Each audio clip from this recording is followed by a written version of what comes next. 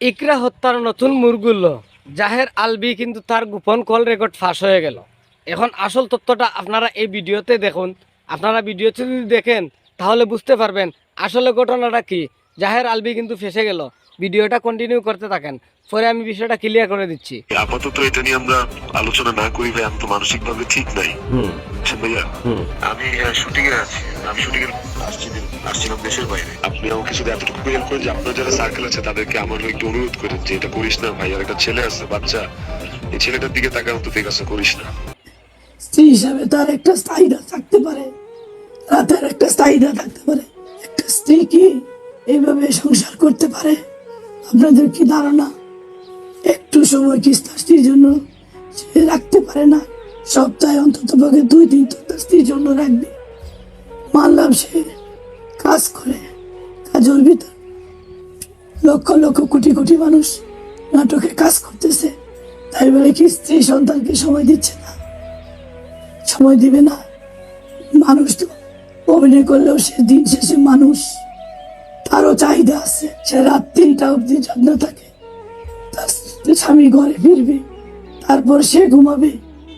কিন্তু সব পুয়া রিপোর্ট বের করতেছে আমার মেয়েকে তিলে তিলে সাইকো করছে, আমার মেয়েকে ও শাশুড়ি দিন রাত অত্যাচার করছে। এমন কোনো কথা নাই, বাজে কোনো কথা নাই। সে না বলতো, নিজে হলে ওসিটি, তার পরিষ্কার পরিচ্ছন্নতার ঘরের জন্য না থাকে, তাহলে সে চিল্লাতে চিল্লাতে বাড়ি ঘর মাথা তুলে। আমার মেয়ে সহ্য করতে পারে না। একটা মানুষ যদি তার স্বামীর জন্য রাত 3টা পর্যন্ত জাগনা থাকে, 4টার পরে সে যদি ঘুমাইতে যায়, তাহলে কি সে স্পষ্ট কথা বলার কারণে যদি কেউ আমাকে অপছন্দ করে, ওইটা নিয়ে আমি একদমই ভাবি না বা বিচলিত হই না। যারা স্পষ্ট কথা দিতে পারে না তারা আমার থেকে দূরে থাকুক, সেটা তাদের জন্য ভালো, আমার জন্য। শি ওয়াজ মাই কলেজ মেট, ওখান থেকে প্রেম, তারপর পালিয়ে গিয়ে। আমার পরিবার তো আমি জানতাম জীবনও মেনে নিবে না, আর ওর পরিবারের অনেক ইস্যুস ছিল। I was a kid that time. 19 বছর বয়স আমি বিয়ে করেছি। সো 19 বছরে একটা ছেলে, বাচ্চা একটা ছেলে। আমি কখনোই ওই পালিয়ে বিয়ে করাটাকে বলবো না যে আমার ভুল ছিল, বলতে পারি যে সময়টা ভুল ছিল। এখন কথাটা হচ্ছে, আপনারা ভিডিও দেখে যা বুঝতে পারছেন, আমি একটা কথা বলবো, ইকরা হত্যার সম্পূর্ণ দায়ভার কিন্তু আলবি এবং আলবির পরিবারকে দেওয়া হচ্ছে। এখন আমার কথা হলো কি জানেন, আসলে কি একজন স্বামী তার স্ত্রীকে হত্যা করতে পারে? আসলে কি পারে? তার বাচ্চা কাচ্চাকে মানে এতিম বানাইতে পারে?